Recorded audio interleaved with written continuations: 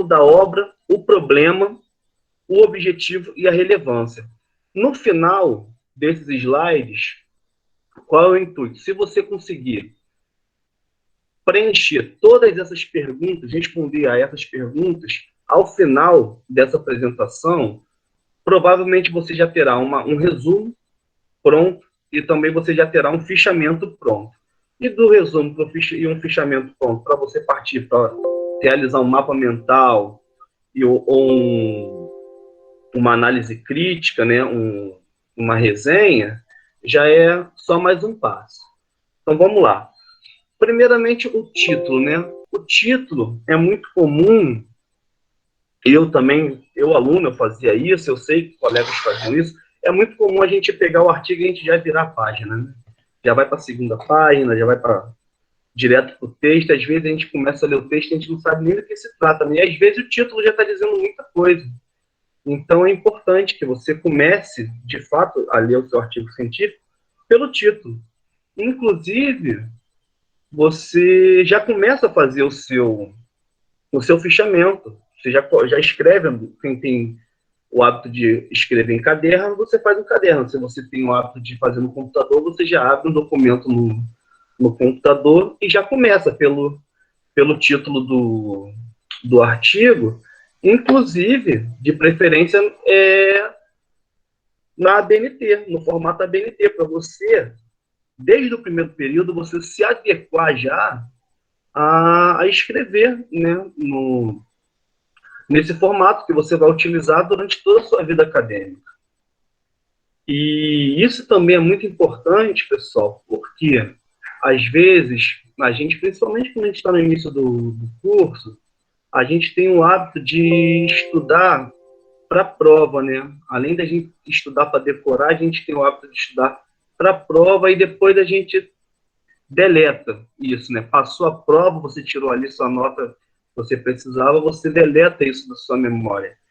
E isso é um problema muito sério, porque isso normalmente vai resultar em um retrabalho, né, acadêmico. Por quê?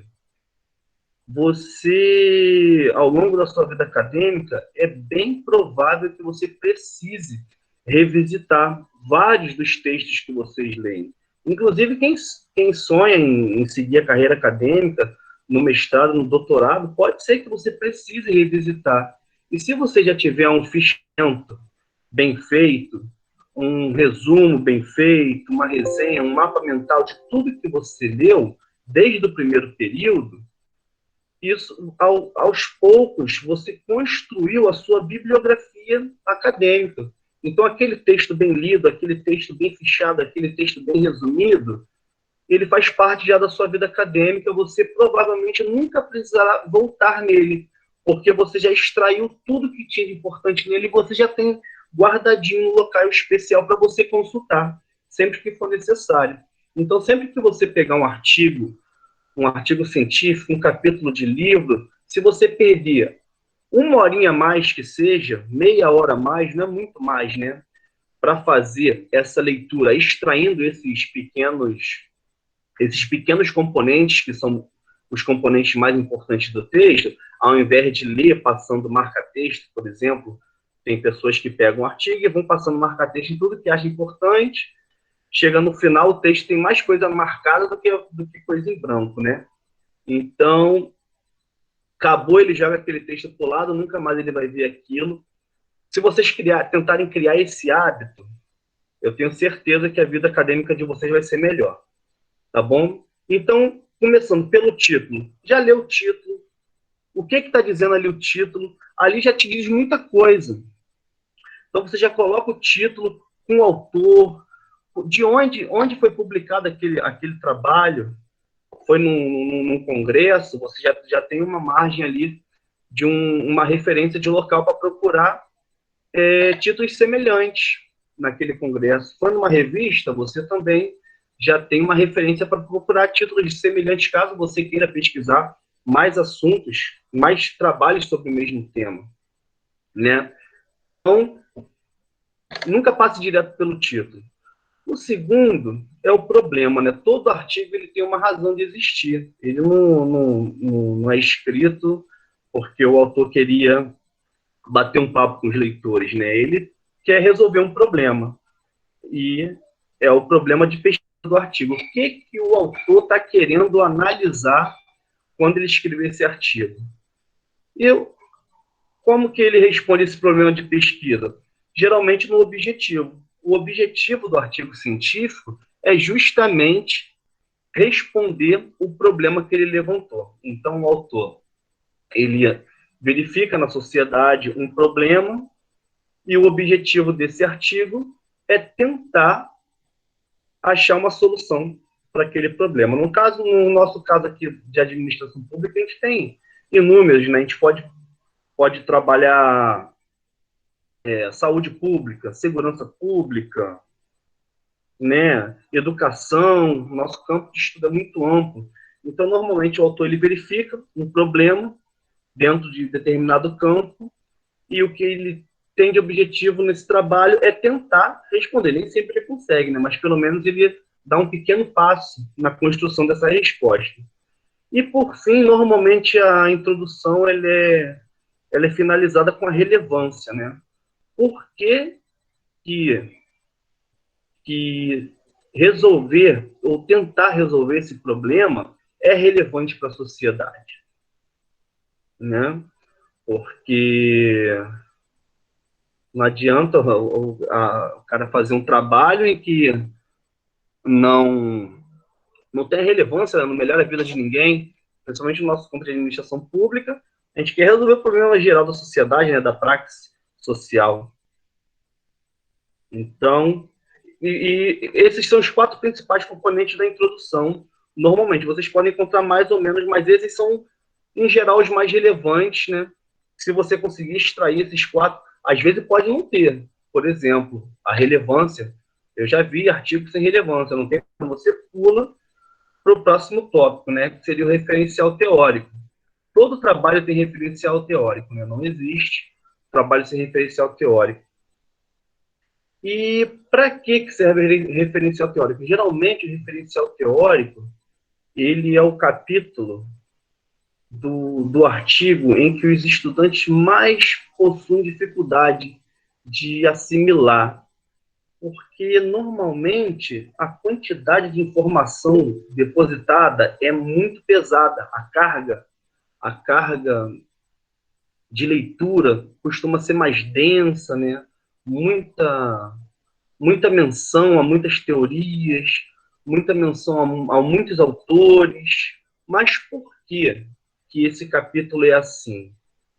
Aí eu separei essa frase aqui do Isaac Newton, que é uma frase muito famosa, para exemplificar, né? O Newton, ele disse lá, né, quando o pessoal falou, né, que ele era um grande cientista, ele respondeu com essa afirmação, né? Se eu enxerguei longe, é porque eu me apoiei sobre o ombro de gigantes. E o que ele quer dizer com isso? Nenhuma pesquisa, normalmente, né, ela é totalmente inédita. Qualquer pesquisador, quando ele vai a campo, pesquisar sobre qualquer assunto, normalmente terão muitas outras pessoas que já pesquisaram sobre aquilo.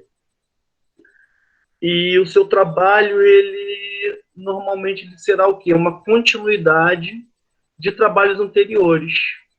Então, se você vai pesquisar sobre, não sei, o aumento da remuneração da força policial em relação à taxa de homicídio na Baixada Fluminense.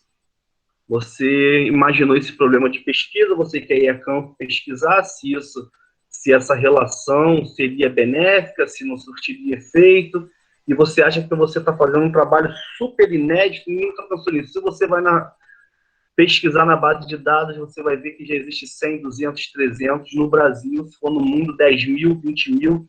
Então, seu trabalho dificilmente ele é inédito. E o que os autores eles tentam mostrar aqui é justamente isso. Primeiro, que no referencial teórico, ele mostra para você que ele não é leigo no assunto. Eu estou pesquisando isso, mas eu estudei sobre isso, eu sei o que se falou até hoje sobre isso, eu sei como que isso acontece no Brasil, em determinado recorte de tempo e espaço, eu sei como isso acontece no mundo, mas a minha pesquisa ela é inovadora porque eu quero fazer um recorte diferente, num tempo diferente. Eu quero verificar se pesquisas feitas antes de mim ainda possuem validade, se hoje são aplicáveis ainda, né? Eu quero verificar se realmente é verdade.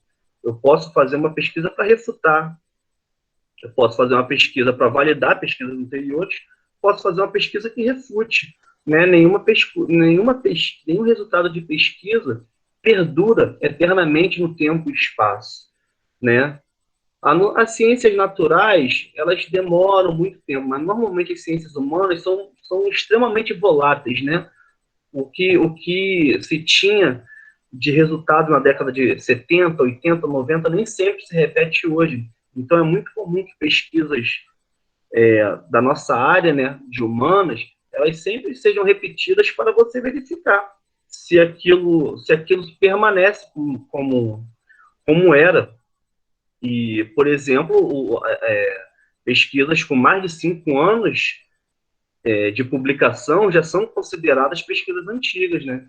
Então, quando você for escrever seu TCC, você for escrever um artigo científico, é importante que você sempre busque pesquisas com o máximo de 5 anos de publicação, certo? E passei sem querer o slide.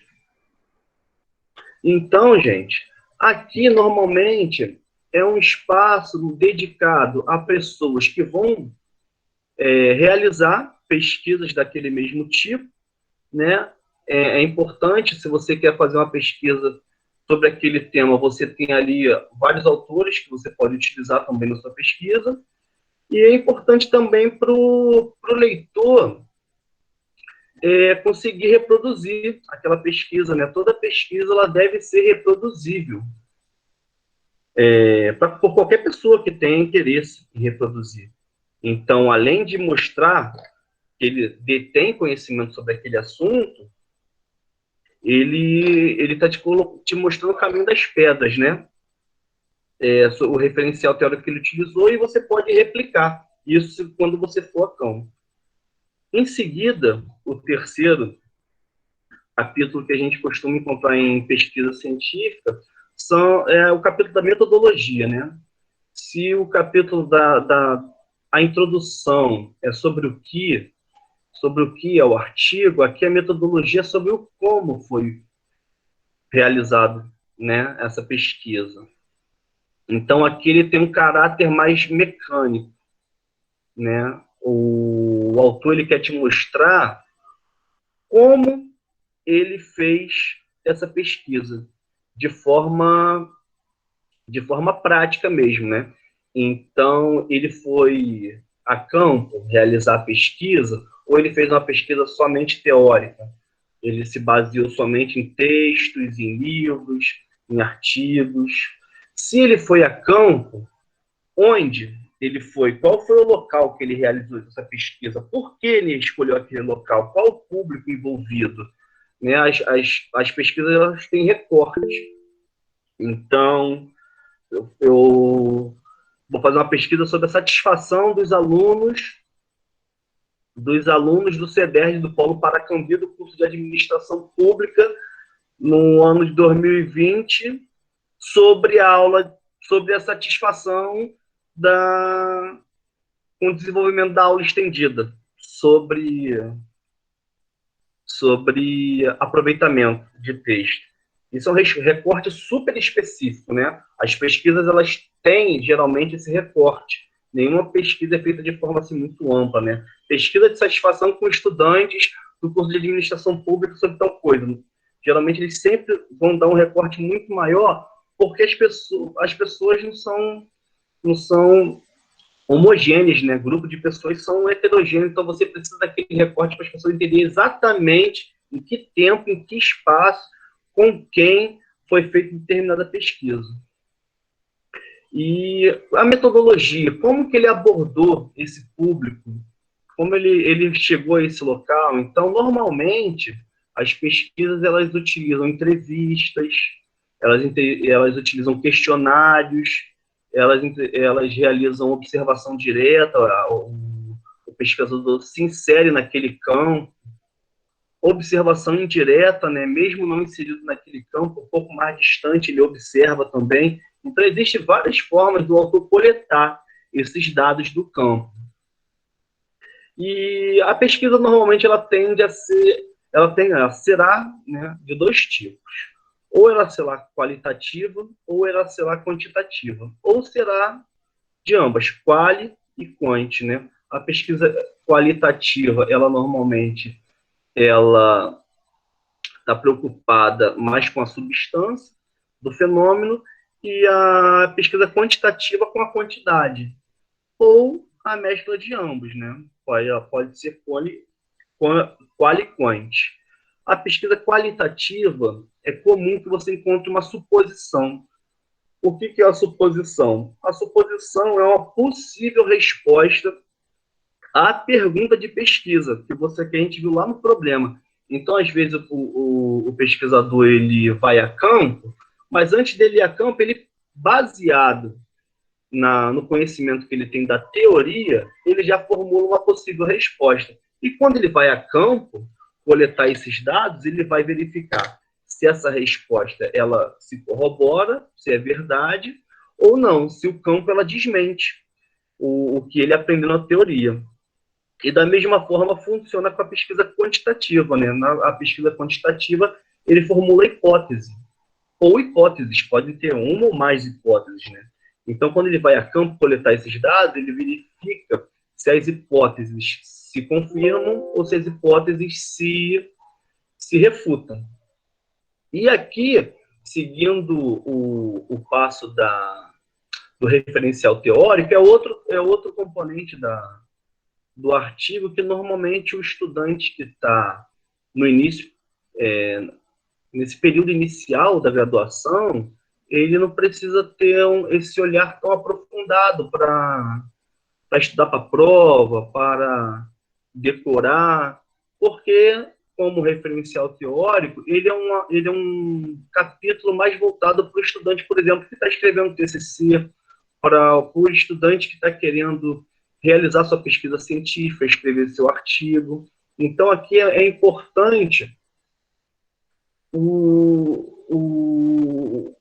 autor deixar claro todo o passo a passo que ele utilizou na pesquisa para aquele cientista, inclusive, que quiser ir a campo, né, utilizando o mesmo referencial teórico que ele e se utilizando da mesma metodologia, verificar se o resultado da pesquisa de fato é verdadeira ou se não, se ele manipulou esse dado. Ou ele pode fazer uma pesquisa diferente, um recorte diferente. Se eu posso pegar um artigo, utilizar o mesmo referencial teórico, utilizar a mesma metodologia, mas ao invés de eu estudar os estudantes do Polo Paracambia, eu estudo os estudantes do Polo Volta Redonda. Já é uma pesquisa diferente. Eu posso verificar se esse mesmo fenômeno que resultou na primeira pesquisa se repete na segunda. Então, a metodologia ela serve muito para isso, para verificação, né, e para reprodução.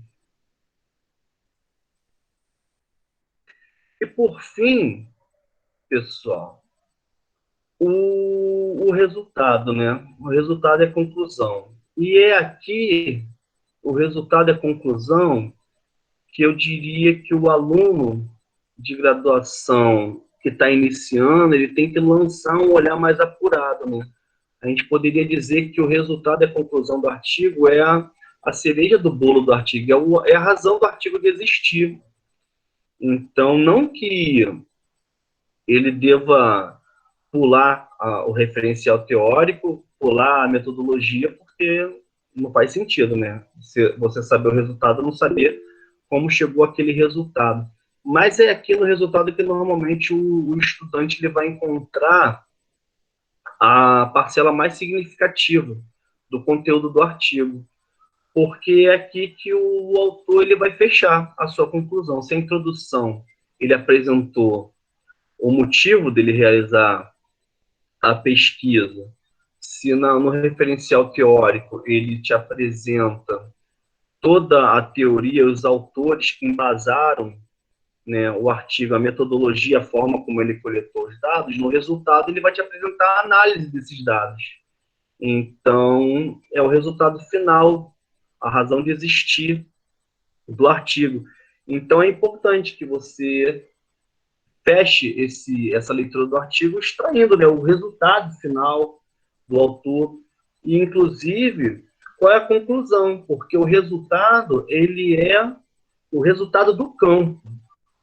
O que o autor ele extraiu dos questionários, o que o autor extraiu das entrevistas, o que o autor anotou em suas observações diretas ou observações indiretas, ou no caso de pesquisas teóricas, quais são as anotações do autor em relação àqueles livros e revistas que ele consultou. E a conclusão é o olhar do autor sobre esse resultado.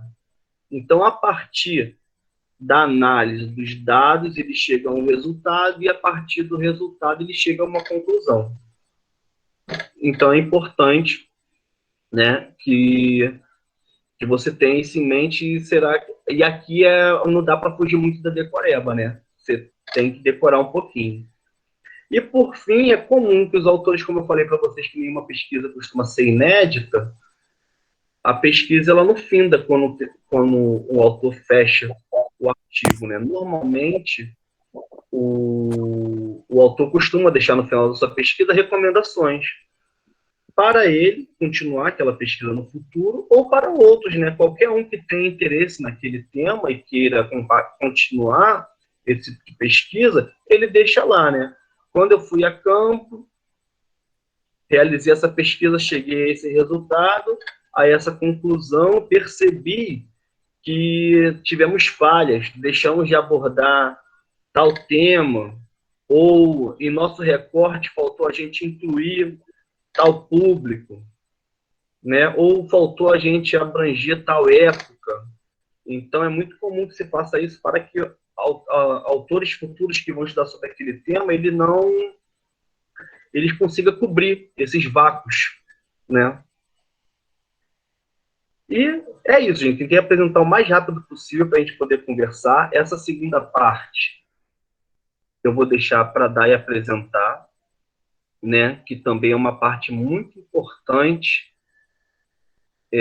para o aluno que está começando, né? Justamente o aluno aprender a diferença do resumo para uma resenha, como fazer um resumo, como fazer uma resenha, como fazer um fechamento, como fazer um mapa mental. E só lembrando que esses componentes que eu falei para vocês do artigo, se você for capaz de extrair cada componente desse, no final da leitura, se você somente copiar e colar esses pequenos trechos encadeados, colocando conectivos, você praticamente já tem um resumo do artigo pronto, né? Então, você vai ter um artigo de 15, 20, 30 páginas, você resume ele perfeitamente, sem deixar nenhum componente importante de fora, em 3 páginas. Tá bom, gente? Agora eu vou passar para a Dai. Espero que tenha sido proveitoso. Depois que a Dai terminar, vocês fiquem à vontade para fazer as perguntas. Então, gente, boa tarde. Como o Anderson falou, como está estruturado o texto, foi a forma que ele mostrou. E a partir dessa estrutura é que a gente vai poder montar o nosso resumo. Mas o que é o resumo? O resumo é uma síntese do que o texto ele está falando. Então, a partir do momento que você entende a introdução, quais foram os métodos utilizados para aquela pesquisa, qual a conclusão daquele autor, como que ele utilizou de desenvolvimento, quais foram os autores que o autor utilizou para descrever o seu tema, é que você vai conseguir fazer o seu resumo. Então, o resumo são as ideias principais do texto, que vocês devem retirar essas informações. E aqui eu vou mostrar para vocês um resumo de como eu fiz na minha graduação. E aqui eu fiz sobre Bourdieu. do poder simbólico. Nesse resumo, o texto de Bourdieu, ele vai falar de poder, dominação de um grupo social sobre outro grupo social a partir da violência simbólica e como a ordem social ela é imposta a partir do hábitos, do campo, em que se relaciona com a coesão social, né? Coesão social é a forma de cumprir as normas da sociedade, com que os indivíduos vão cumprir, né? E assim, Bourdieu vai falar que a sociedade ela é estruturada de uma forma que a sociedade vá cumprir as suas normas. Eu não vou me estender muito no que o texto se trata, mas concluindo mais ou menos, eu coloquei a introdução. Desculpa, eu acho que vocês não estão vendo minha tela, né? Desculpa. Só um momento.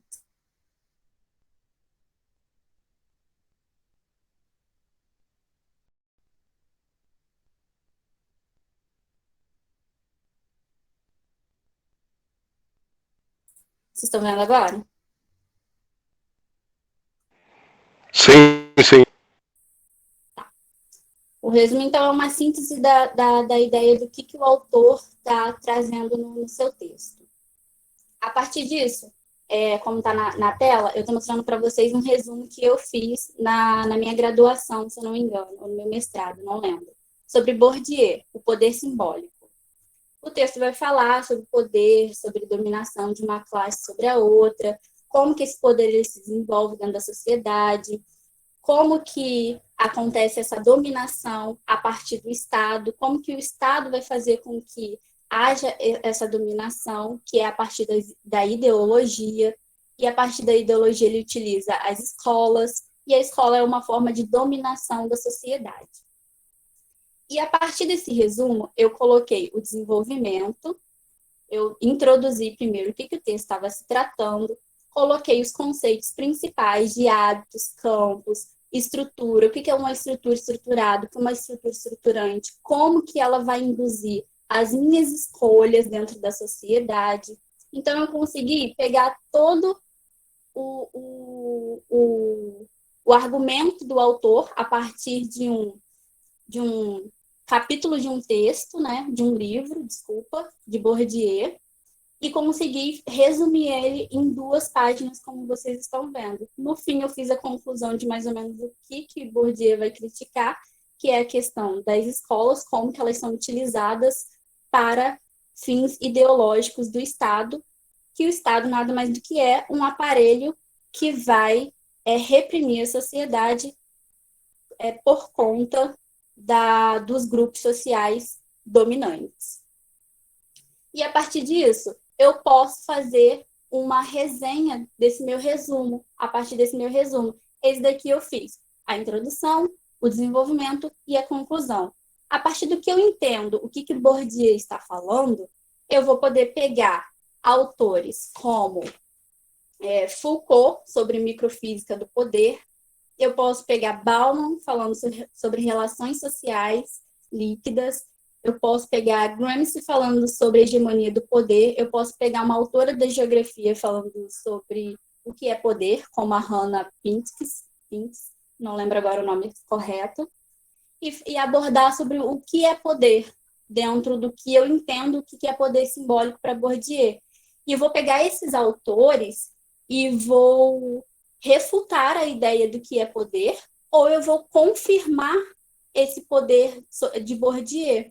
Então, eu posso pegar, a partir do que ele fala sobre educação, que ele vai falar que a educação é uma forma, é um instrumento do Estado para coerção social, que é colocar a violência como uma forma de fazer com que a sociedade cumpra suas normas, eu vou falar que, a partir da educação, a sociedade ela pode trazer uma revolução, porque pode ser que a sociedade ela não vá cumprir aquela ordem, não necessariamente, e eu posso fazer com que, eu posso falar também, refutar a ideia de Bourdieu, falar que não acontecerá essa revolução através das escolas, porque quando o Estado ele vê que vai acontecer alguma revolução, eu posso pegar outros autores e falar, não vai acontecer porque as pessoas que estão dentro dessas escolas não vão passar adiante essa comunicação, esse diálogo de que tem que haver essa revolução.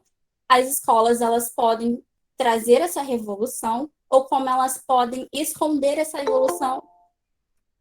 revolução a partir de como elas vão trazer essa ideia para as crianças, ou para os adolescentes, ou para os adultos. Isso vai depender das escolas, das universidades, porque para Bourdieu, o campo são os locais que vão legitimar esse poder. Então, eu posso fazer essa resenha.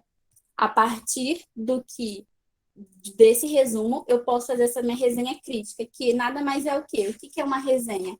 É uma forma de criticar, fazer uma crítica ao pensamento do autor, me baseando com argumentos de outros autores. Dessa forma, eu vou refutar a ideia desse autor ou eu vou confirmar a ideia desse autor. Vai depender de como eu vou lidar e do conhecimento que eu tenho para falar desse tema. Então, isso mais ou menos seria uma resenha. Eu não trouxe aqui como uma resenha já pronta, mas a forma que eu estou explicando mais ou menos, que é você colocar as suas ideias e no final que você aborda outros autores junto com o seu tema principal, por exemplo, o meu, que é Bourdieu, eu vou no fim dessa minha resenha, eu vou colocar as minhas ideias do que eu achei, as minhas conclusões que eu tive diante do desenvolvimento desse meu resumo, junto com a crítica de outros autores ao tema. E a partir disso, diante do que o Anderson colocou, do que é a introdução, o que é o desenvolvimento teórico dos textos, como que eu vou fazer para que eu não precise voltar ao texto, voltar aos livros, para que eu possa lembrar, o que eu li naquele texto, o que eu li naquele livro, e eu não perder esse tempo todo voltando no texto, voltando para buscar as informações. Eu posso fazer esse resumo de forma mais simples, ou eu posso fazer também um fichamento. O fichamento, você vai registrar essas informações do texto que você está lendo, e o fichamento, ele é um facilitador para gerar, para guardar, na verdade, essas informações do texto de forma mais organizada, de uma forma mais simples, que você vai nesse seu documento e você vai lá retirar as informações que você necessita e que você precisa lembrar, mas você não precisa voltar ao texto. Você vai simplesmente no seu fichamento e a partir desse fichamento você busca essas informações de uma forma mais rápida. Você não precisa perder mais tempo lendo o livro, porque a partir do seu fichamento você já vai se lembrar quais são as citações que você precisa, qual era a página que você queria buscar aquela citação, como fazer a citação daquele texto. Então, no fichamento, você vai ter todas essas informações. E o que precisa no fichamento? O fichamento, ele precisa... Deixa eu buscar aqui o fichamento. O fichamento, ele precisa ter a parte toda bibliográfica, como tem aqui, que eu estou mostrando para vocês. Ele precisa ter o título, que é Metropolização dos Espaços, Processos. Esse daqui é um livro do qual foi retirado um capítulo, e o nome desse capítulo é esse que está para vocês, Metropolização do Espaço, Gestão Territorial.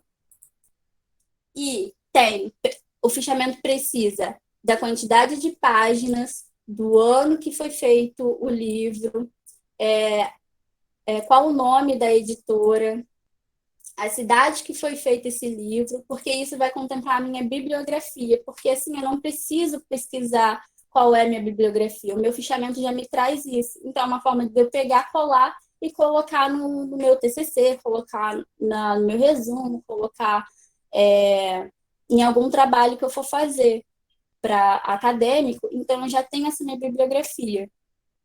E a partir disso eu vou retirar as citações junto com as páginas. Eu vou retirar as citações mais importantes desse meu texto e já vou colocar a página dele aqui do lado, porque assim eu vou conseguir retirar essas informações na hora que eu for buscar esse meu texto, desse meu fichamento, vai ser muito mais fácil, muito mais ágil, não perco tempo. Assim, o meu trabalho se torna muito mais fácil. Então, você não precisa voltar no texto para saber em que página ou que livro você retirou tal informação ou conceito. O fichamento ele vai facilitar a sua vida acadêmica por conta disso. Aqui eu já fiz o APUD, que foi uma citação do autor desse Kaiser, de 1966, e esse autor, Lecione, acho que é assim que pronuncia, não sei, ele citou esse outro autor. Então, como que eu vou fazer essa citação? Eu vou pegar o autor e vou colocar no fim dele o APUD, que é citado por. Isso quer dizer o APUD, que é citado por Lecione. O Kaiser é citado por Lecione.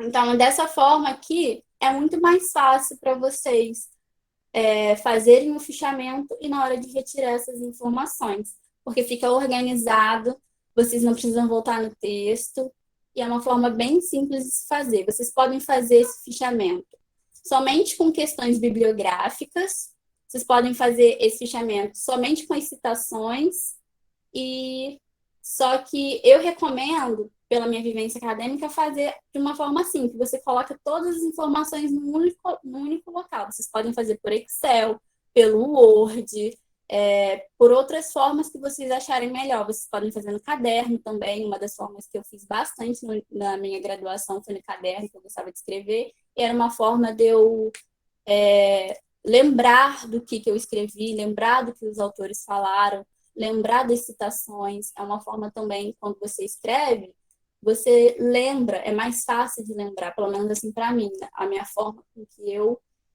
vivi a minha vida acadêmica, de como eu consegui estudar, colocar as ideias e ter uma forma mais fácil de estudar. Aí até que eu posso pegar a partir daqui, desse meu fichamento, e fazer o meu resumo a partir dessas citações que eu retirei do texto. Então, aqui eu mostro as páginas, mostro as citações, até o fim da sua página. Bom, esse é mais ou menos o fichamento. O mapa mental, ele, após vocês lerem o texto, vocês fazerem um resumo desse texto, o mapa mental ele vai ajudar na síntese desse seu resumo. Ele é como se fosse um resumo um pouco mais simples, apenas com palavras ou frases que vocês podem fazer. O mapa mental, ele tem de diversas formas. Cada um vai encontrar a sua maneira de fazer esse mapa mental. E isso é a partir do seu desenvolvimento. Cada vez que você vai fazendo um mapa mental, você vai melhorando a sua capacidade, vai melhorando o seu desenvolvimento do mapa mental. E aí, o mapa mental ele é uma síntese do resumo de uma forma mais esquematizada a partir de um fluxo de diagrama. Ele é como se fosse uma espinha de peixe no qual vocês escrevem essas informações de uma forma mais organizada e de forma bem simples e sucinta. E deixa eu mostrar aqui para vocês. Deixa eu ver se eu acho aqui o meu. Aí aqui eu fiz o meu mapa mental sobre o meu resumo, poder simbólico. E aqui eu consegui colocar as informações do que eu consigo responder a partir daquele resumo que eu fiz e a partir desse mapa mental, que me ajuda me permite o processo de memorização visual e mental, eu consigo responder várias perguntas a partir desse meu mapa mental. Esse que eu fiz está de uma forma bem resumida. Eu só coloquei aqui mais ou menos o que é hábitos, campo, capital.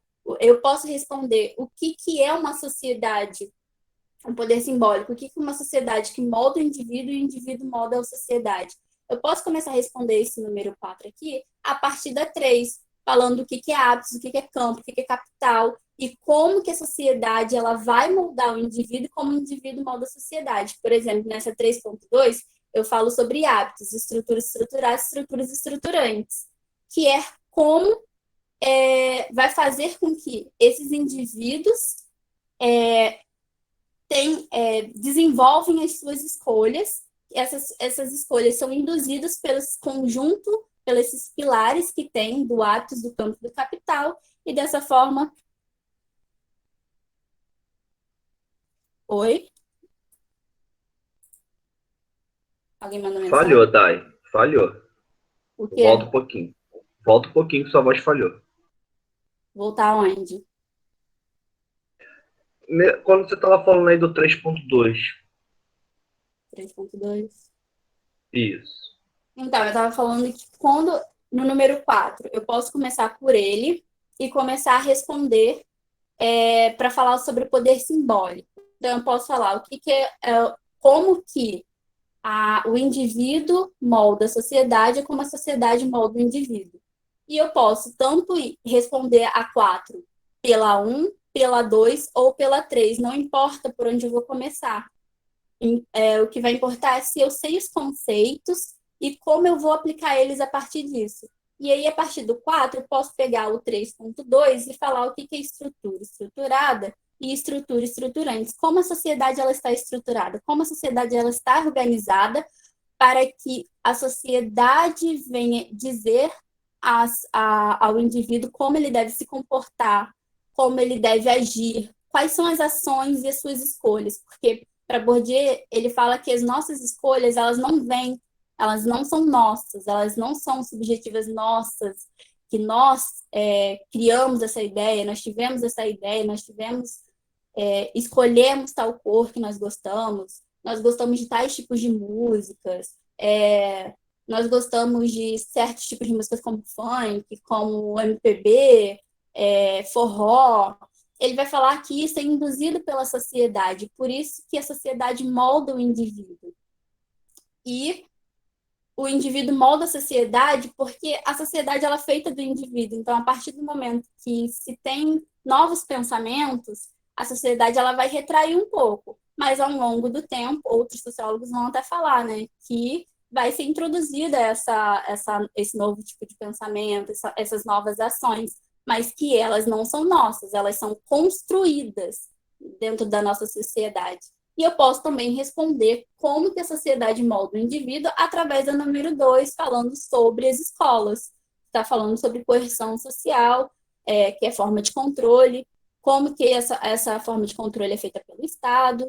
E eu também posso responder pela 1, falando que o poder simbólico são as relações baseadas entre dominantes e dominadas. Então, assim, esse mapa mental, eu consigo responder várias coisas. Eu posso fazer um mapa mental mais elaborado. Só que isso vai depender do que eu quero mostrar, do que eu preciso estudar. Então, assim, o mapa mental ele vai me ajudar muito na hora que eu estiver numa prova e precisar me deslocar da minha casa até a minha instituição de ensino e poder fazer essa prova. E aí eu não vou levar um monte de documentos, um monte de papel para poder lembrar, vários resumos. O que eu vou fazer? Vou fazer um mapa mental enquanto eu estiver lá no ônibus, no carro, onde eu estiver, e vou começar a visualizar meu mapa mental, e a partir dessa visualização eu vou conseguir entender o que eu coloquei naquele mapa mental e vou entender aquilo que eu fiz nesse mapa e vou conseguir escrever a minha prova, vou conseguir fazer meu trabalho, vou conseguir fazer a minha prova, o que vai depender do que vocês querem esse mapa mental e como vocês querem. Por exemplo, o que eu estou mostrando aqui, ele é um pouco mais detalhado, que me ajuda a entender de uma forma mais detalhada como que acontece o poder simbólico para Bourdieu, onde está todo estruturado, os pilares da estrutura, que é aquela que eu representei, sobre campo, atos, capital, o que é o capital, como ele se relaciona dentro da sociedade, como esse capital ele está relacionado pelo poder hegemônico, que o poder hegemônico é a questão do poder de dominação das classes dominantes, como que esses gostos e hábitos eles são resultado desses pilares, e tudo isso eu posso fazer de diversas formas. Eu posso fazer isso daqui no site, esse daqui é um site de mapa mental, tem o Canvas que vocês podem fazer, que é esse daqui que eu mostrei para vocês, que eu consigo colocar ele em PDF, ou eu posso fazer esse que está estruturado no site. Então, assim, Ou vocês também podem pegar um Word e fazer também, assim como vocês podem fazer no caderno. Eu faço muito no caderno, eu fazia muito no caderno na minha graduação. Isso me ajudava bastante na hora de estudar. Então, assim, tem diversas formas que vocês podem fazer esse mapa mental que vai ajudar vocês a lembrarem o texto, pelo menos os conceitos que vocês devem estudar para a prova, que vocês precisam escrever na prova, aquelas palavras-chave. Vocês colocam no mapa mental que na hora de visualizar esse tema, vocês vão conseguir lembrar o que era aquele conceito, o que aquele conceito te traz, como que você vai tratar aquele conceito, por que daquele conceito. Então, somente você tendo lembrado daquela palavra-chave, você vai conseguir, dependendo de como for, descrever, discorrer na prova. E é uma forma muito mais fácil. Vocês podem fazer fichamento, resumo também no caderno, não precisa ser no computador. Vocês podem colocar esses resumos também naquele Kindle também, que aí pode ajudar, vocês também não ficam com várias folhas, podem colocar nele para quem precisa percorrer, trabalha e estuda. A gente sabe que não tem muito tempo para ficar lendo, então, assim, às vezes a gente só tem aquele horário do ônibus, aquele horário do transporte para poder dar uma lida, para poder estudar, e isso é uma forma que ajuda bastante. E aí vocês não precisam voltar, vocês fazem esse fichamento, esse mapa mental, o resumo, a resenha até então, para na hora de vocês, quando vocês precisarem rever esses textos para estudar para a prova ou para fazer algum trabalho, vocês vão conseguir, a partir dessas estruturas, dessas esquematizações, estudar de uma forma mais fácil, mais simples para a prova, para os trabalhos e essas coisas assim. Bom, eu acho que era mais essa questão que eu tinha para trazer para vocês do que era o mapa mental, do que era um resumo, e de uma forma mais visual, porque da outra vez nós fizemos a apresentação e nós não trouxemos de forma visual como que era o mapa mental, como que era o resumo ou o fichamento. Dessa vez a gente trouxe. Espero que vocês tenham compreendido. E se vocês tiverem questões, perguntas, eu acho que a gente já pode começar a abrir agora. Se o Anderson não quiser falar mais alguma coisa, e vou também disponibilizar o formulário para que vocês possam preencher para a lista de presença para receber o certificado. A gente tem aqui duas perguntas já. Primeiro foi a Elizabeth, pediu para falar um pouco mais sobre resenha, explicar de novo. E teve uma segunda, peraí. E a Renata perguntou o melhor site de pesquisa para mapa mental.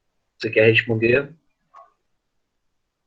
Eu respondo o mapa mental, você fala da resenha. Então, Ok. o mapa mental, você tem esse daqui, eu não sei o nome dele, deixa eu ver. É mapa mental. Acho que só jogar na internet que você acha. Ou tem o Canvas também. Lá no Canvas você pode fazer o mapa mental, que é o que eu fiz desse daqui. Acho que tá aparecendo na minha tela ainda, né? Esse daqui eu fiz pelo Canvas. Eu baixei o mapa mental que eu fiz e ele me deu em PDF. Eu posso colocar ele em imagem, em PNG, alguma coisa assim, não lembro agora, JPN, não sei. Eu posso baixar ele como imagem ou como PDF, de uma forma bem estruturadinha. E tenho esse daqui, mas eu não lembro o nome. Mas está escrito mapa mental. É só vocês jogarem em qualquer local que vocês joguem assim na internet, mapa mental, online, grátis. Aparece para vocês se cadastram e conseguem fazer um mapa mental. Aí, a partir disso, vocês pegam aqui um tema central. Eu, por exemplo, peguei o poder simbólico, que era do meu resumo, que eu tinha feito, e comecei a estruturar o meu mapa mental a partir daquilo que eu achei interessante trazer. Tipo, o que é o poder simbólico, quem impõe esses poderes, como eles são feitos, como impor o poder a partir da ideologia, porque se tem a imposição pela ideologia e pelo repressivo, pelo poder repressivo, que é nada mais do que a força física, que eu coloquei em algum lugar aqui, mas não tá. Eu também estruturei a questão dos pilares, do poder simbólico, Então, aqui eu destrinchei de uma forma melhor para eu conseguir entender como funciona o campus, o ápice, o capital. E isso vai depender muito do tema de vocês. Vocês podem pegar isso daqui e colocar qual é a introdução, pegar o tema do texto e colocar a introdução, o que essa introdução fala. Vocês colocam em uma, duas frases o que traz essa introdução. Quais são os autores que esse texto traz para desenvolver o tema. Então, eu vou pegar e vou fazer o meu mapa mental a partir disso. E acho que vai depender muito de como vocês querem fazer, para que vocês querem fazer, qual é o tema de vocês. Eu posso fazer um mapa mental e pegar dois autores distintos e pegar qual é a ideia de um e qual é a ideia de outro, colocar no mesmo mapa mental para eu ver quais são as características, onde esses autores se encontram e aonde eles discordam os seus textos. Porque sempre tem um autor que eles vão entrar em acordo com o tema, mas ao mesmo tempo eles vão se distanciar a partir do que eles querem explicar. E eles utilizam de autores que vão concordar com a sua ideia ou não, para poder falar sobre o tema deles. E aí, a partir disso, eu posso colocar, por exemplo, o que Bourdieu fala sobre o poder simbólico e o que Gramsci fala sobre o poder simbólico também. Porque ambos vão falar que a escola é uma forma de esqueci o nome que fala, de prática de poder.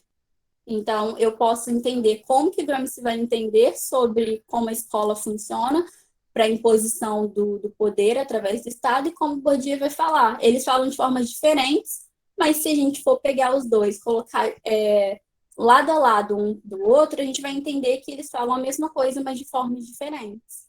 E para isso que serve o mapa mental também, para a gente poder analisar visualmente como que um ou outro pensa de formas diferentes.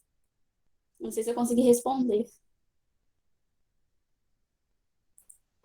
Eu acho que acho melhor a gente mudar o slide para aula estendida sobre como aproveitar melhor a leitura e Bourdieu. Você gostou de falar do Bourdieu hoje, hein? Meu Deus. Eu do resumo que eu fiz. É assim que a gente vê que a pessoa vai do tema. Eu acho que respondeu. Deixa eu falar, Elizabeth, eu acho que perguntou, né, sobre a resenha. Então, a Daí ela tinha falado um pouco isso, né, na apresentação dela, né? A resenha, normalmente, primeiro a gente faz um resumo, né, do texto, extraindo todo o texto, e a partir do resumo, você resenha. O que é a resenha? É você fazer uma crítica àquele texto. Então, você, a partir da leitura de outros autores, né, a partir de leitura que você fez de outros artigos, de outros livros, de outras teorias, você vai, né, dar a sua impressão pessoal sobre aquilo. Se você concorda com aquilo que o autor está dizendo, ou se você não concorda, embasando cientificamente, né? Você fazer uma crítica na academia você tem que ter um respaldo acadêmico, né? Por isso é tão importante a gente resumir, a gente fichar, a gente fazer mapa mental de tudo que a gente lê. Porque tudo que a gente lê, desde a primeira aula da graduação até o dia que a gente vai sair, isso compõe a nossa bibliografia acadêmica. Se você tiver aquilo tudo guardadinho, aquele conhecimento ele não se perde, você não esquece mais daquilo, porque você pode, é uma consulta fácil, né? É uma biblioteca à mão que você tem. Então você vai ler sobre determinado assunto, você precisa fazer uma resenha crítica, e você lembra, poxa, eu li no segundo período, eu li um cara que falava sobre isso. Você vai lá, a partir daquele conhecimento, você critica uma segunda teoria, uma terceira, uma quarta, uma quinta. Entendeu? Então a diferença de resumo para resenha é isso.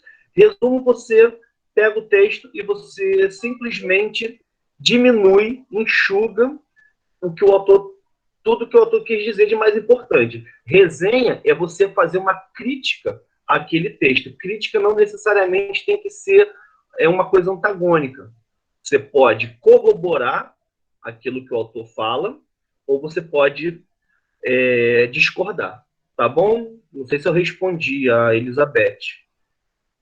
E a Cris tinha uma pergunta, e quem quiser fazer pergunta depois da Cris, fica à vontade, pessoal. Elizabeth, você avisa se a sua dúvida foi tirada, por favor, tá bom? Tá bom, muito obrigada, tá, Anderson? Tirou minha dúvida sim, obrigada.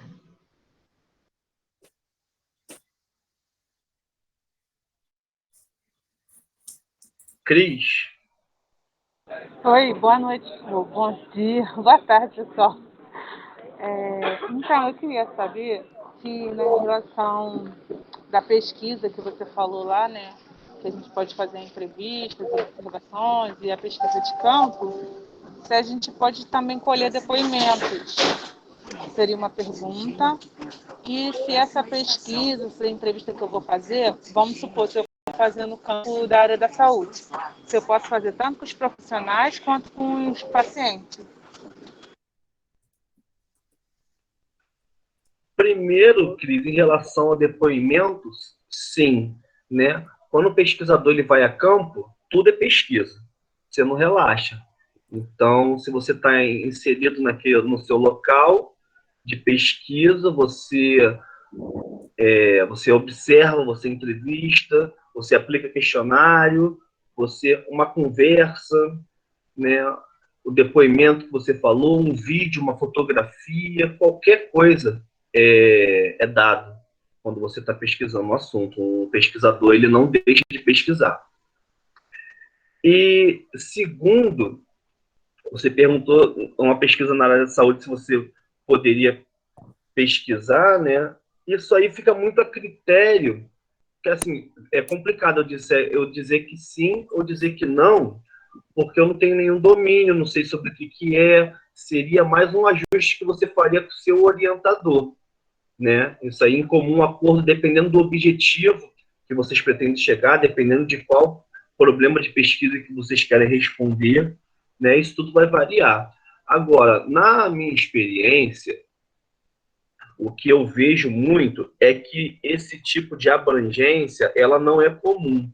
Normalmente, nas pesquisas, a gente tenta dar um recorte mais específico possível, justamente para você não tornar a pesquisa muito ampla, porque você tem um prazo muito pequeno para você elaborar uma introdução com problema de pesquisa, com objetivo de pesquisa, elaborar uma contextualização na introdução, desenvolver um referencial teórico, aprender a utilizar uma metodologia para você ir para campo coletar esses dados, depois você ir para sua casa analisar esses dados para a partir do resultado chegar a uma conclusão.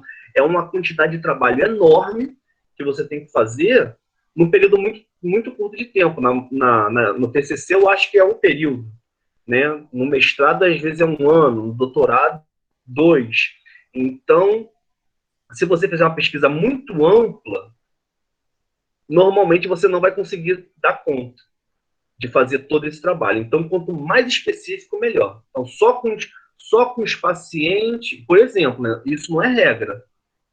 Repetindo, você com seu orientador, na hora que você for a campo fazer essa pesquisa, vocês vão decidir o que é melhor. Mas geralmente a regra é você delimitar a pessoa com uma faixa etária, com uma delimitação salarial, entendeu? Quanto mais específico, dentro de um tempo, quanto mais específico, mais simples para você fazer o trabalho. Ok? Sim, não, assim, eu usei a saúde como um exemplo, mas é claro que isso seria dentro de um modelo específico, porque tudo é muito amplo, né? Assim, por exemplo, se eu fosse fazer em relação à saúde voltada a saúde idoso, eu queria saber era isso, se eu poderia fazer essa pesquisa tanto com os pacientes, com os profissionais dessa área, porque a gente vê que é uma área um pouco escassa, né? E se essas pesquisas que a gente tem, esses questionários, se eles são elaborados pela gente, pelo nosso coordenador. Eu pergunto isso até porque, por conta do trabalho de MEMPA, que a gente está fazendo os pré-ensaio e tudo. Esse trabalho geralmente é feito com o seu orientador, né? Então, inclusive, o bom de você ter uma boa bagagem acadêmica, uma bibliografia acadêmica densa, é que normalmente esse questionário você também não vai partir do nada. Então, quando você vai estudar sobre determinado assunto, você já tem um pouco ideia do que pesquisas anteriores perguntaram. Geralmente isso serve como ponto de partida. Normalmente o que a gente faz é adequar modelos que já foram feitos, né, em pesquisas anteriores. Mas repetindo isso varia muito. No momento que você decidir o que você quer estudar, qual a sua pergunta de pesquisa, qual o problema que você quer resolver, aí que só depois disso você vai conseguir delimitar o público, entendeu? Porque você vai saber a relevância de você pesquisar determinado público ou não. Às vezes, determinado público não é relevante. É igual quando você vai fazer o questionário, né? Você vai elaborar a pergunta, às vezes as pessoas pecam pelo excesso. Bota 40 perguntas, e às vezes é pergunta que você não vai tirar nenhum dado. Você faz um monte de pergunta padrão, aí sai perguntando nome, raça, idade, sexo, tal, e você vai fazendo um monte de pergunta padrão, no final você não usa aquilo para nada. Aí você tem uma quantidade enorme de dados que não serve para nada, você deixou a pessoa que estava sendo entrevistada super entediada, porque tornou aquela entrevista longa. Então isso a Cristina não está ouvindo. Está ouvindo agora, Cris? Mas não sei se ela caiu. Mas enfim, gente. Então, essa pergunta da Cristina, ela não tem uma resposta exata. Isso vai ser um acordo, né, que o aluno e o orientador vai fazer no momento que eles definirem e forem para campo. Tem uma pergunta do Ziel, Dai. Você quer responder? Deixa eu ver aqui. Como melhorar a leitura antes de fazer um resumo? Então, essa parte da pergunta assim, acho que cada pessoa ela tem uma forma uma forma para desenvolver para melhorar a sua leitura. Eu, quando estava na universidade, quer dizer, ainda estou, né? Quando eu estava na graduação, eu ainda tinha, assim, logo que eu entrei, eu tinha problemas com leitura, principalmente com textos científicos que eram muito difíceis, não sabia como fazer um resumo, como absorver o que o autor queria falar, principalmente autores que são mais complexos, são mais densos, que têm conceitos muito profundos, que às vezes a gente tem que ficar analisando, textos que a gente às vezes tem que estar com o dicionário do lado, porque tem umas palavras que a gente não utiliza no nosso vocabulário durante o dia a dia. Então, assim, às vezes é muito difícil.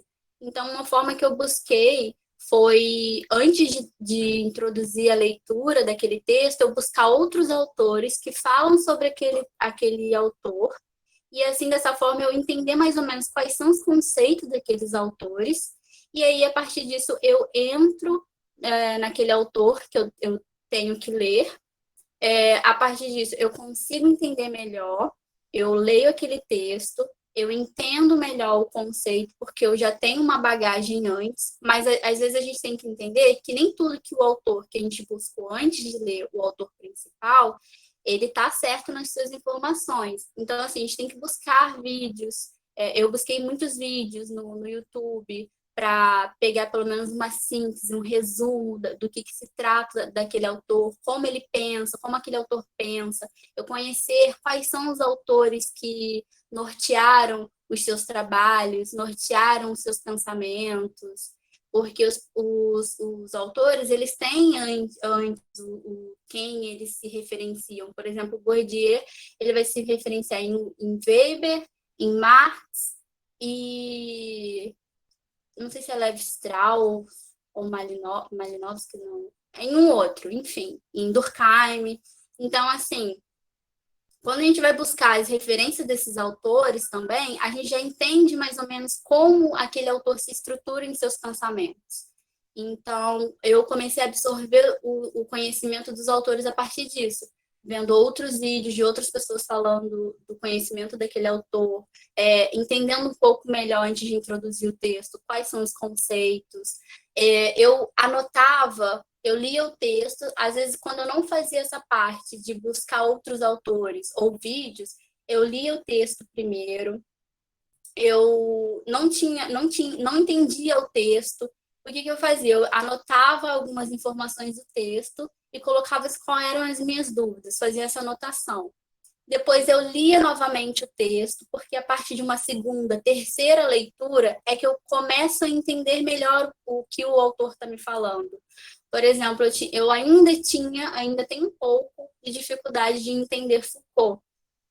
Assim, é difícil o texto dele, de compreender. Então, assim, eu li primeiro o texto, anotei as informações, por exemplo, o que era a microfísica do poder, o que era isso, eu não conseguia entender. Então, a partir disso, eu busquei informações de outros autores para entender, para depois ler novamente o texto de Foucault, e assim eu retirar as informações, como que ele pensava o conceito, como que esse conceito era colocado em ação, como esse conceito acontece na sociedade. Eu buscava referências de exemplos, porque o exemplo ajuda muito em como que conceitos eles são colocados na prática. Então, assim, dessa forma eu consegui absorver os textos. Uma outra forma... Bom, essa acho que foi a minha forma de buscar entender os textos, ler, reler novamente, porque a partir de várias leituras você consegue internalizando o que o autor está falando para você. E também buscar outros autores que vão resumir para você mais ou menos o que aquele autor está falando. Claro que tem autores que vão refutar a ideia daquele autor, então, assim, você tem que entender quais são as críticas que aqueles autores estão passando para você, a partir dos resumos deles, e você tem que ler o texto daquele autor para você tirar as suas próprias conclusões. E deixa eu ver qual foi a outra pergunta, parte da pergunta. Para você falar um pouco mais sobre fichamento. Deixa eu complementar um pouquinho só essa parte da melhora da leitura, tá? Que eu sempre falo com os alunos da minha disciplina, né? Principalmente que a disciplina filosofia e ética, às vezes, eu acho que as pessoas têm um pouco mais de dificuldade porque exige um pouco mais dessa abstração, né?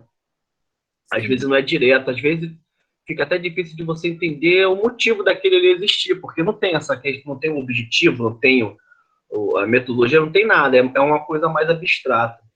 E qual é a forma que eu aprendi? Inclusive você, né, quando a gente aprendeu inclusive a corrigir esse tipo de avaliação, né, lá na nossa graduação, é você buscar a essência dos textos. Então, o texto, o que não pode faltar? O que o autor falou de mais importante? Então, você pode começar a leitura de um texto de uma forma mais objetiva, procurando palavras-chave, procurando conceitos que não podem deixar de faltar quando você falar sobre aquilo, que são importantes. Conceitos que resumem aquilo, palavras-chave que resumem aquilo. A partir desses conceitos chaves da essência do texto, vocês conseguem desenvolver melhor. Às vezes você lê um negócio que você não está entendendo direito, mas a partir de uma palavra-chave, você dá uma sacada. Eu estava conversando, por exemplo, na aula sobre liberalismo, né? Foram apresentados alguns conceitos sobre liberalismo. Aí eu falei, gente, tem uma palavra-chave aqui, liberalismo, liberdade, inclusive tá no título. Então, liberdade é uma palavra que não pode faltar na resposta de ninguém, entendeu? Ontem foi a nossa tutoria sobre marxismo. Acho que foi até a Cris que falou, né, que da coisa da resistência, da revolta. Então, tem uma palavra-chave, uma essência central na teoria de Marx. Então, a sua resposta, quando você vai fazer a crítica à teoria, não pode deixar passar essa essência, porque isso aí é o que caracteriza, é o que é de mais importante. Então, quando o texto estiver muito difícil, essa leitura repetitiva é importante, mas também é importante você procurar essa essência, essa palavra-chave, esse conceito central, tá bom? É a forma que eu aprendi. Inclusive, quando a gente vai corrigir, eu, pelo menos, quando eu vou corrigir, eu procuro primeiro isso, para depois eu analisar todo o contexto, porque aquilo ali não pode faltar. E a partir disso você pode fazer um resumo também, Exatamente. retirando quais são esses conceitos, o que o autor está trazendo na introdução mesmo, já fala qual é o objetivo do texto, dependendo se for um texto mais científico, não um livro. Inclusive, essas palavras-chave, esses conceitos-chave, eles vão direto para o mapa mental. Isso. Aí fala do fichamento agora, Dai, que ele pediu também. Tá. O fichamento, você tem um texto e a partir da sua leitura, você começa a perceber algumas citações que são relevantes, são informações relevantes que você encontra naquele texto para você fazer o seu resumo, fazer o seu trabalho acadêmico, fazer qual for o trabalho que você tem que fazer. E aí você separa essas citações e destaca ele em algum documento. Você pode fazer à mão, você pode fazer no Word, você pode fazer no Excel, de uma forma organizada.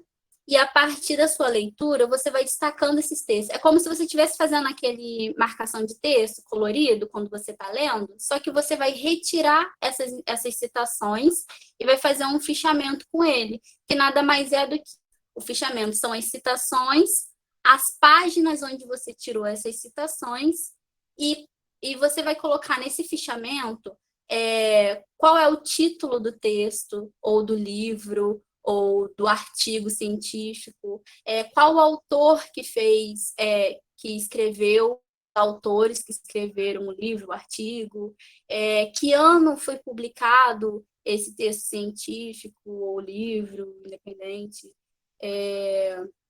Deixa eu lembrar mais o que vai no fichamento. A data que foi a edição daquele livro, se tiver edição. Se for um evento, você tem que colocar que ano aconteceu aquele evento, qual foi aquele evento. E o fichamento, ele é bom para você ter já a sua bibliografia, porque na hora que você vai fazer um trabalho, alguma coisa, você já tem essa bibliografia pronta, você não precisa procurar no documento de volta. Então, você já tem lá o nome do texto, página, ano, edição, já tudo completo. Então, é uma forma de você resumir aquele seu texto, aquele seu livro, em forma de citações, igual eu mostrei anteriormente. Deixa eu ver se consigo compartilhar. E isso ajuda... Ai, meu mouse está ruim. E isso ajuda a você não precisar voltar no texto, porque se você precisa de uma citação, lembrei que tal autor faz citação sobre território. O que é território para aquele autor? Eu não sei, porque existem vários autores que falam sobre território.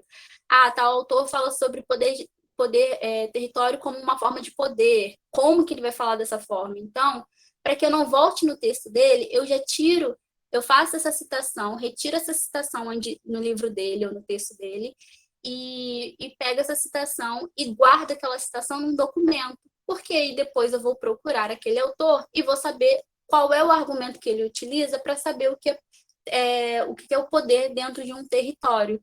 E assim é uma forma mais fácil de você conseguir compreender e, além disso, buscar outros autores de texto que você já tenha feito esse fichamento e, a partir disso, fazer a sua análise dentro daquele assunto. Por exemplo, esse daqui é um fichamento que eu fiz. Deixa eu lembrar o nome do autor. Esse daqui é Lencioni. A Sandra Lencioni. É um livro, é um capítulo de um livro que eu tirei. E aqui já tem toda a bibliografia dela. Aqui eu só preciso, quando for fazer um documento, se for um TCC, se for uma dissertação, uma tese, uma iniciação científica, eu só preciso depois adequar essa minha bibliografia aqui e colocar nesse documento, porque às vezes a bibliografia de um documento ou do outro é diferente, a forma que eu vou fazer esse tipo de citação.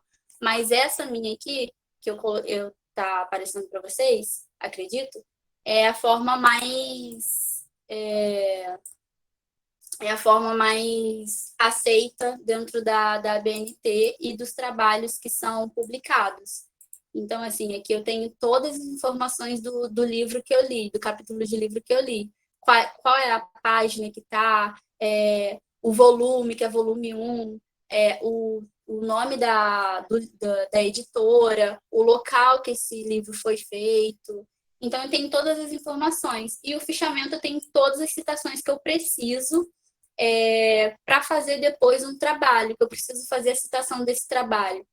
Eu preciso falar sobre metropolização do espaço, como que ela se constitui, como que é tratado esse assunto por esse autor, quais são os autores que esse autor trouxe para falar sobre metropolização, sobre espaço, o que é espaço, o que é local, qual a diferença de um e outro. O autor vai me trazer. Então, eu vou conseguir entender o que o autor está falando a partir também das minhas citações. E é uma forma mais fácil. Se às vezes eu não lembro o que o autor fala, eu busco nos meus documentos, que vão estar lá todas as informações, de uma forma simples e organizada as ideias. Aí aqui eu já deixo também as citações, tipo, do APUD, que é citado por, que é quando o autor, o autor que você está lendo cita um outro autor. E a partir disso eu preciso colocar APUD para dizer que ele citou, que ele foi citado pela Lecione. Não sei se eu consegui responder. Alguma dúvida ali? Gente, quer ver um negócio engraçado? A história eu lembrei agora. Eu não sei se alguém já teve a oportunidade de encontrar um autor de um livro ou um autor de um artigo.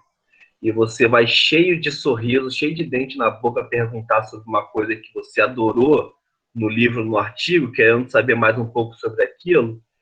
E nem o autor que escreveu lembra. Ele precisa parar, refletir, você mostrar para ele, abrir o livro para ele, ou abrir o artigo aqui, ó, nesse trecho aqui, você falou sobre isso, isso e isso. Aí, depois de um tempo pensando, tá, aqui eu quis dizer tal coisa e tal, tal, por isso que eu escrevi isso. Então, às vezes, a gente tenta decorar uma coisa que nem a própria pessoa que escreveu decorou, né? Então, você vê uma bobeira que é isso. E às vezes eles nem compactam mais aquela ideia que eles tiveram no seu primeiro livro, no seu primeiro texto que eles publicaram. Às vezes as ideias estão sempre se renovando. Então, às vezes o que você leu dele em 2000 já não é o mesmo pensamento que o autor tem hoje. Então, às vezes, por isso que às vezes ele não vai se lembrar também. Ou ele vai, quando você chegar nele, ele vai refutar essa ideia. Não, já não sei, já não defendo mais essa ideia. Eu tive um autor, assim, que eu fiz um trabalho e ao conversar com ele, ele falava, eu não tenho mais esse pensamento. Meu orientador também, tipo, fez um livro, escreveu um livro e ele já não concorda mais com a ideia daquele livro que ele publicou. Aí ele fez um outro livro explicando aquele livro anterior do qual ele não concorda e agora colocando quais são os seus novos pensamentos. E a vida acadêmica é assim. Um grande exemplo é o Bresser Pereira, que todo estudante de administração pública estuda. Não sei se o pessoal aqui já leu Bresser Pereira. Vai ler. Vai ler, certamente, né? Que é o pai da nova administração pública. Isso é matéria obrigatória para todo estudante de administração pública. O próprio Bresser Pereira não acredita mais nisso que é obrigatório no nosso curso. Por exemplo, ele já é mais progressista. Então, isso é comum. A vida acadêmica é muito dinâmica dentro das disciplinas de humanas, né? O cara lá da matemática, da física, eles demora um pouquinho para mudar, mas o nosso é dinâmico demais. Uhum. Mais perguntas, pessoal? A gente tem ainda 30 minutos.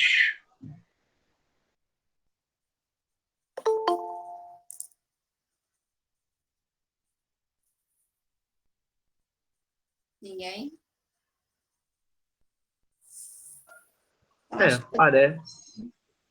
Parece que não. Não sei, o Sidney está online ainda. De repente, Sidney não gostaria de fazer alguma observação, Sidney? Oi, tudo bom? Estou aqui. Estava acompanhando vocês. tudo isso que vocês abordaram foi extremamente útil, com certeza. Muitas das informações que vocês passaram fazem parte até do conteúdo da disciplina de MEPA. Tem algumas informações que vocês enfatizaram bastante, como a questão do fichamento, do resumo, né? Que são ferramentas que o aluno deve utilizar para a leitura, né? para realizar a leitura de textos acadêmicos, principalmente, né? Textos científicos que ele ainda não tem um hábito, não está acostumado com esse tipo de leitura mais técnica, né? E o fichamento, o resumo, a resenha ajudam muito, né? E uma coisa uma questão que eu sempre enfatizo com eles, venho enfatizando desde o início com eles, e muitos têm esquecido, né? Que é a questão de mencionar as referências bibliográficas, né? Em todo trabalho acadêmico que se faz, né? Seja atividade, seja atividade complementar, se você vai responder uma atividade, seja até de matemática, tá? Você tem que informar de onde você retirou aquela informação para responder a pergunta, né? Ou para realizar a atividade solicitada, tá? Isso é um hábito que tem que ser cultivado desde já, tá? Vai ser extremamente importante para vocês que se acostumem, se habituem, não se acostumem, se habituem a mencionar sempre as referências bibliográficas, tá? Isso não só por respeito ao autor, tá? Mas porque o professor que for corrigir a atividade de vocês, e isso já aconteceu, até comigo, tá? Pode considerar a resposta de vocês como um plágio, tá? Porque você não referenciou. Você pode até nem citar, fazer uma citação, tá? Mas se pelo menos você informar de onde você tirou a informação para dar aquela resposta, tá? A sua resposta não é considerada plágio, tá? Academicamente, você estaria cumprindo com uma norma, né? Com um padrão da academia, tá? E alguns esquecem, tá? Alguns não lembram, e isso é extremamente importante, tá? Fora isso, o restante, né, vocês estão de parabéns, Dayana, Anderson, tá? Pela contribuição que vocês, né, trouxeram mais uma vez, porque já fizeram isso antes, foi a título de experiência, deu muito certo, né? E agora, né, trouxeram mais uma vez, até para reforçar, né, essas informações, tá? Obrigada. Gente, não esqueçam de assinar a lista de presença, por favor. Tá faltando gente, para poder vocês terem um certificado, por favor. Anderson, por favor. Não, agradecer a presença do pessoal. Espero que tenha sido proveitoso. A gente pode encerrar, então, um pouco mais cedo, né? O pessoal descansar, que daqui a pouco eles têm outra atividade, já que não ficou nenhuma dúvida. Ô, Anderson. Sim. Deixa eu aproveitar, já que não foi necessário utilizar todo o tempo, muitos alunos que estão aqui são da minha disciplina de MEPA, tá? E eu queria perguntar, queria que vocês se manifestassem se teria algum problema eu adiantar, né, a tutoria que eu tinha marcado para as 17 horas. Tá? Se estiverem de acordo, daqui a uns 5, 10 minutos no máximo, eu abro o link lá da aula para a gente dar início. Por mim não tem problema.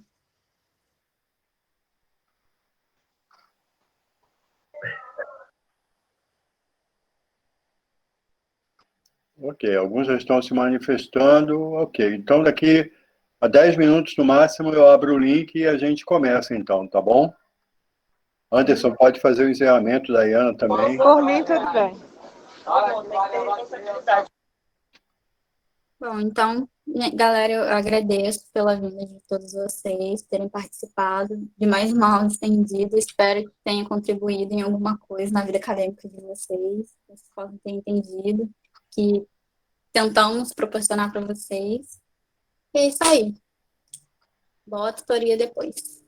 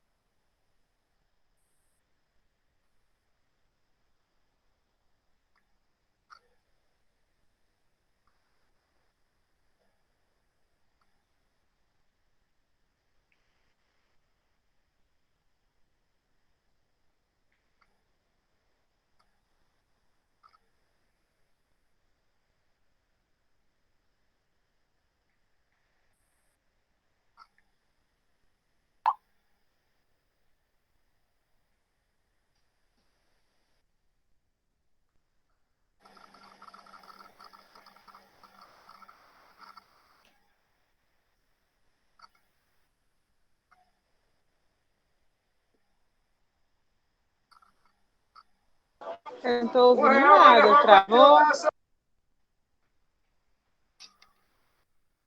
Oi, não, nós encerramos já a aula estendida. Só estou esperando a galera saindo e preenchendo o formulário. Ah, tá. Então tá. Boa tarde para todos. Muito obrigada aí, Dayana, Anderson. Boa tarde. Obrigada a vocês, meninos. Obrigada a todos.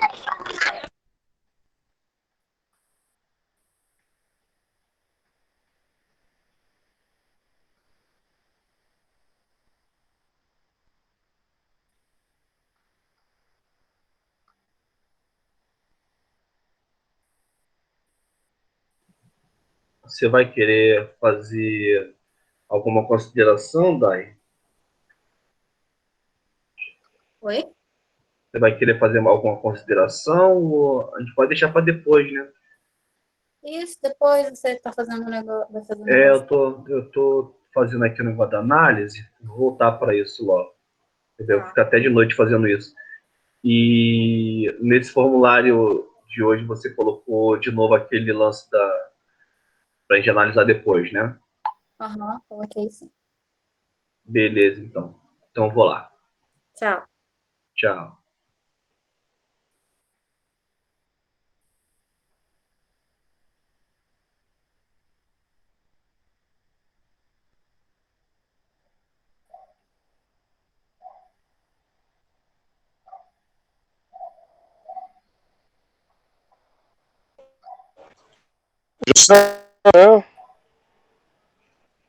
Oi? Oi, Dayana. Oi. Hoje já está fechando. É porque eu estava preenchendo o formulário. Pode... Eu estava preenchendo o formulário para enviar. Tanto é que eu nem consegui responder para o Sidney. Eu estava no meio do preenchimento do formulário. Pegando um gancho nisso, Dayana, daquela outra aula estendida que você e o Som apresentaram. Tem cerca de um mês e meio atrás, eu até comentei isso com o Anderson ontem. O certificado ainda não chegou ainda. Então, eu enviei para todos que estavam na lista. Você preencheu o seu e-mail corretamente? Sim. O que aconteceu? Como o link foi colocado depois ele saiu, eu preenchi o link depois. Porque eu participei, né, do evento e o Anderson até mandou para o grupo, né? E a partir dali eu preenchi os dados. Só que eu não recebi ainda daquela aula estendida, entendeu? Tanto é que eu nem encaminhei agora para o envio para atividades complementares, que foi agora dia 25, eu nem consegui anexar, porque não chegou para mim. Mas qual foi qual foi o seu e-mail que você mandou? Foi aquela que teve um mês e meio atrás. Não, eu sei, eu estou perguntando o seu e-mail. O meu e-mail é Fernando LLW 82 @gmail.com. E eu acho que eu já dei um mole agora e não coloquei 82. Então, tem Fernando LFW82@gmail.com. Mas e o de hoje? Tá aí também ou não? Não, o de hoje não Que- vai ser comigo, vai ser com o pessoal do CDR.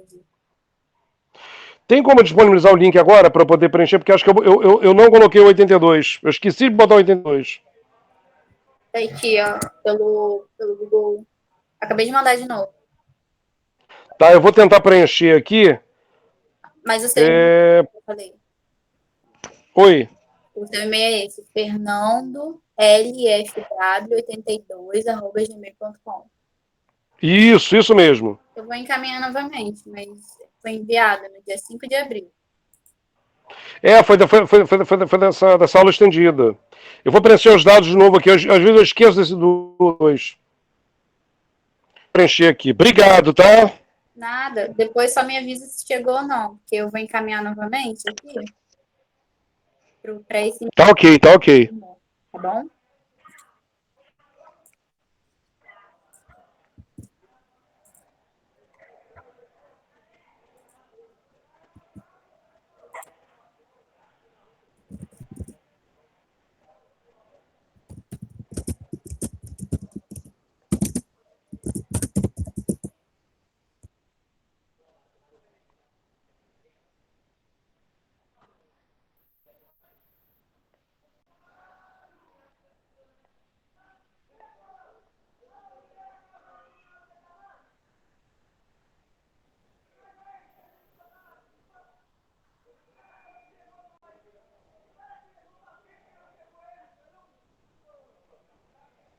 Fernando, acabei de encaminhar. Vê se chegou, por favor. Não, preenchendo o link aqui. Tô preenchendo o link aqui do. Ah, tá, tudo bem.